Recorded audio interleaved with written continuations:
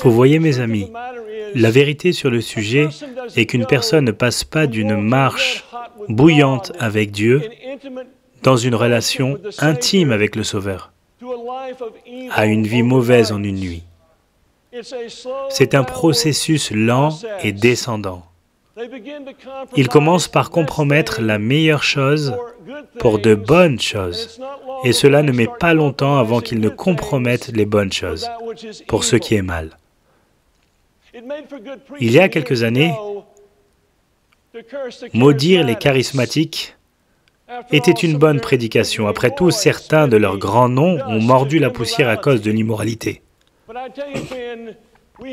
Mais je vous dis, mes amis, nous avons autant d'évangéliques, de fondamentalistes et de gens réformés dans l'Église qui tombent. Notez bien mes paroles ce soir.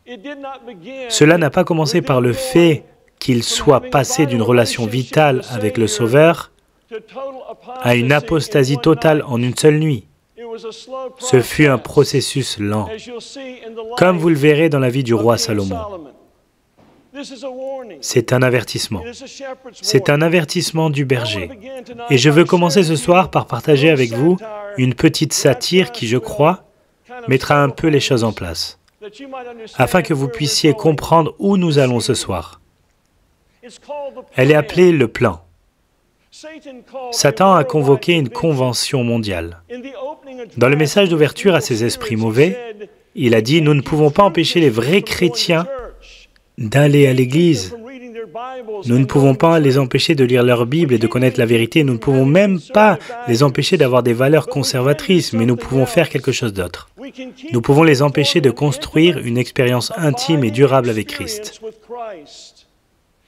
S'ils obtiennent cette connexion avec Jésus, notre pouvoir sur eux est brisé. Donc laissez-les aller à l'église, lire leur Bible et avoir leur style de vie conservateur, mais volez leur temps, afin qu'ils n'aient pas le temps d'avoir une relation intime avec Christ. Voilà ce que je veux que vous fassiez, les distraire de l'attachement à Jésus-Christ et du maintien de cette connexion vitale tout au long de la journée. Comment ferons-nous ça, ont-ils demandé? Gardez-les occupés dans les choses non essentielles de la vie et inventez de multiples plans pour occuper leur esprit. Tentez-les à dépenser et dépenser et à emprunter, convaincre les jeunes épouses qu'elles doivent travailler et les maris qu'ils doivent travailler 6 jours par semaine pendant 10 à 12 heures par jour afin qu'ils puissent se permettre leur train de vie. Empêchez-les de passer du temps avec leurs enfants. Tandis que leur famille se disloque, bientôt leur maison n'offrira aucune échappatoire à la pression du travail. Surstimulez leur esprit afin qu'ils ne puissent pas entendre cette petite voix calme.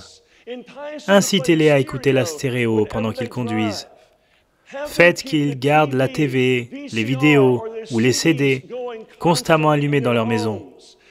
Assurez-vous que tous les restaurants et magasins dans le monde diffusent constamment de la musique. Cela va brouiller leur esprit et briser leur union avec Christ. Remplissez leur esprit d'informations et de météo 24 heures par jour. Envahissez leur temps dans la voiture avec des panneaux d'affichage lumineux, inondez leurs boîtes mail et leurs boîtes à lettres d'immondices et de courriers indésirables pour les faire chuter. Même en vacances, laissez-les être excessifs.